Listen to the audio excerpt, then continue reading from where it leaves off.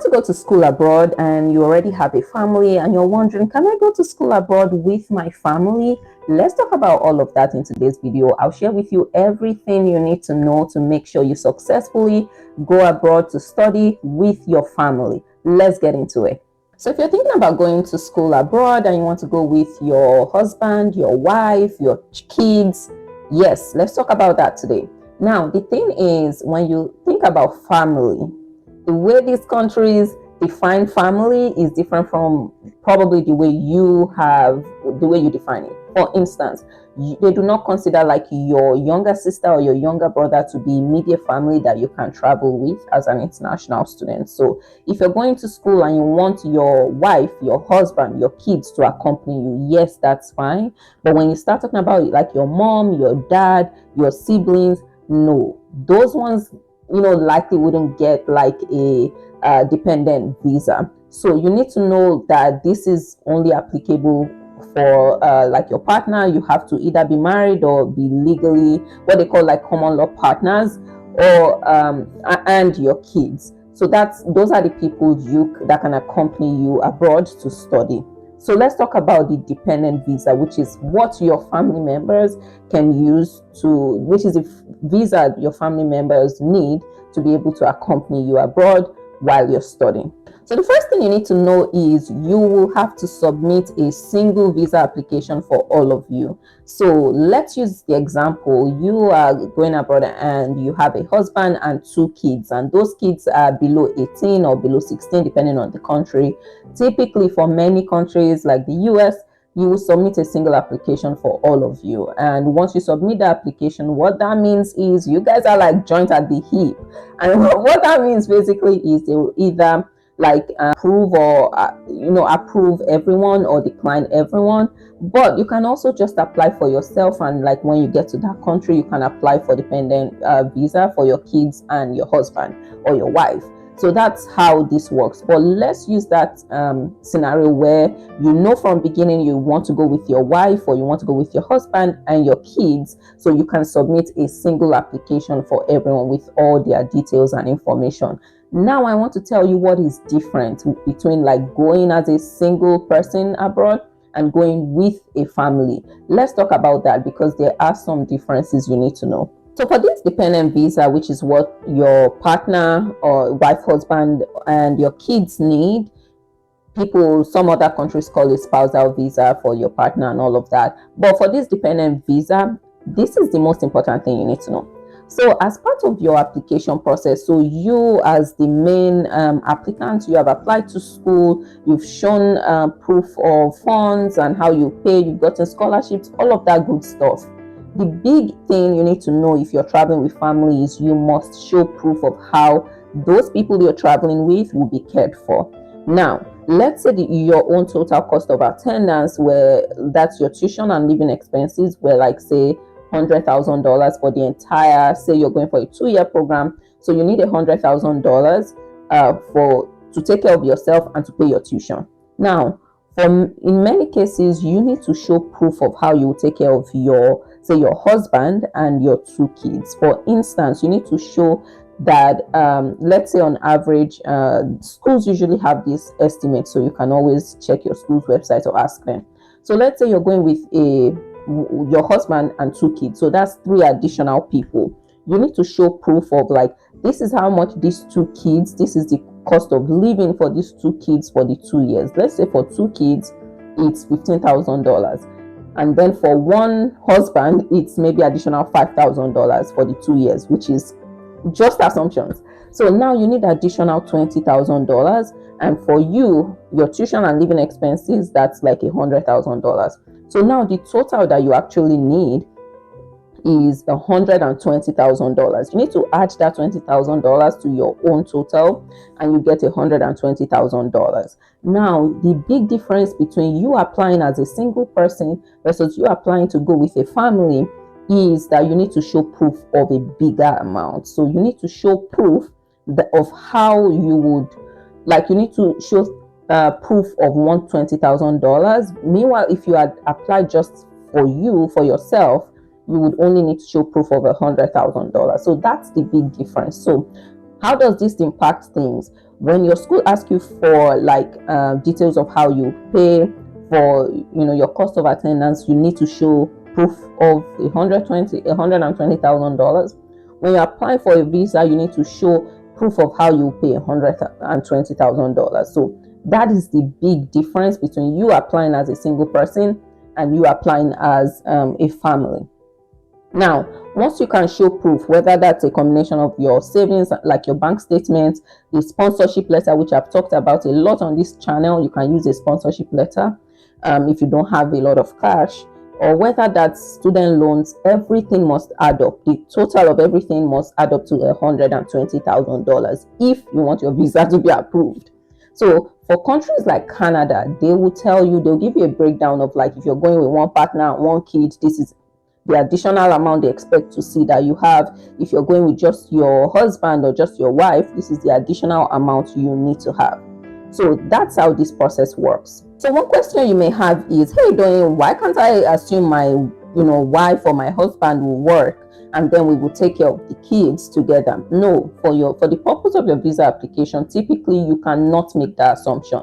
You need to assume you as the primary applicant will be caring for all the family members you're going with. So you need to show proof, bank statements, sponsorship letter, loans. You need to show proof that even if they don't work, like your wife doesn't work, she doesn't do anything, your husband doesn't do any work, they will be cared for, because these countries just don't want you to bring people and there's no way to care for them and all of that.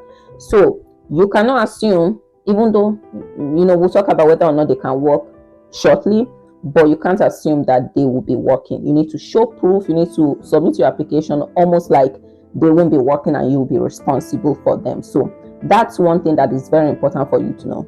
So now let's talk about what your wife or your husband can do and what your kids can do once they come with you. First thing, let's start with the kids. For many countries, as long as you live in that country and the kids are there and they're below a specific age, maybe below 16 or below 18, depending on the country, they can go to school. They can go to the public schools. So for the US, as an example, if you come with your kids, maybe your kids are like age 10, age 5, your kids will go to the public school. So they likely wouldn't need to pay like tuition and stuff like that. So that's a good thing. As long as you're in this country and those kids are below the age threshold, they will go to school for free if they go to the public school system, which is where most people, even people that are like citizens and stuff, that's where their kids go to. So that's a great thing. Your kids will be fine school wise. Of course, you may need to pay for their books and stuff, but for many public schools, at least in the US, sometimes you can get all of those things for free as well. So that's a good thing. Now let's talk about what happens to your wife if you go with your wife, or what happens to your husband if you go with your husband. Now, for your wife, for many countries, for some countries, I would say, she likely cannot work because the spousal visa doesn't permit her to work with her visa. She will likely need to get a work visa, like for the US.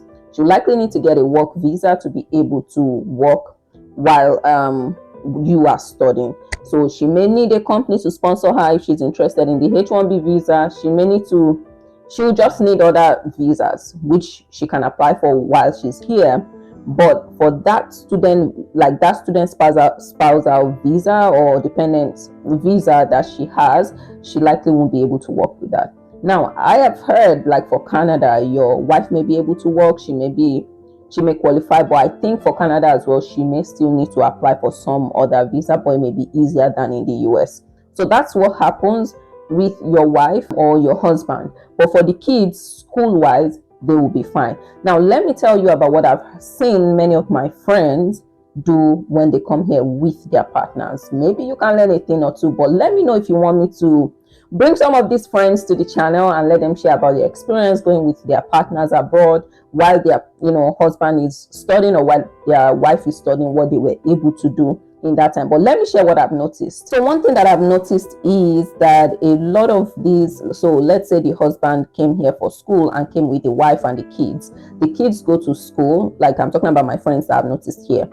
But the wife that is on that dependent visa, many times I've noticed she doesn't work, or they don't work. My friends that came through this, they don't work, like they don't do corporate jobs. I'm talking about the US now. They don't do like the typical 9 to 5, because many of those companies want you to have a work visa, and these friends I'm talking about, they don't have work visas. And if you know anything about the US, that work visa sometimes is very hard to get, and that's why I love Canada any day, anytime. Okay.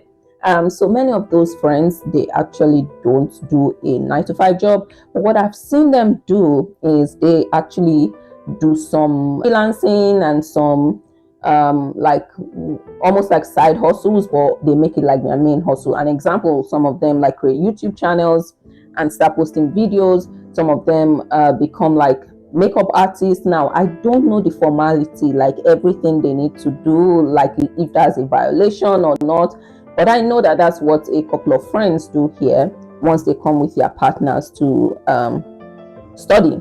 And after some time, once they've gotten used to the system, I've also noticed that they now apply to jobs, like in the US, they apply to jobs that can actually sponsor them for a work visa. So a lot of them start out doing these businesses, having these side hustles, and then with time, they get companies that sponsor them. And so they move from the dependent visa, the spousal visa, to a work visa that allows them to work in the US, and do a full-time job, any kind of job that they want. So that's one thing I've noticed. But if you have the experience in any of this and you want to share, please drop a comment or like send me an email or something if you want to share a bit about that experience, if you have more experience than me. Again, you know that I came here single, single Pringle. I came here single, and I didn't come with any family. So I'm not an expert on this topic. But if you want to learn more about how this works in the US, in Canada, in the UK, just drop a comment. I have friends that in the last 2-3 years have gone with family to all of these countries. So US, Canada, and the UK, and I can bring any of them. Just ask your questions below and I'll get someone to come to the channel and share. So that's what typically happens to the family members you come with. Okay, so that's it, guys. But if you are really interested in me sharing more about going abroad, studying abroad with family, just put a comment below with any kind of questions that you have. If I can't answer them, I will bring someone to this channel to share more about the things you can do, what to consider before you come with your family members. But this is just an overview of what you can expect. So let me know if you have any questions. But as always, if you like today's video, the only way you can really tell me, doing I like this and I want more of this, is by clicking the like button. Smash the like button, as they'll say. So click the like button to tell me that you like this video, and don't forget to subscribe. So I'll see you in my next video. I'll see you in the next one. Bye.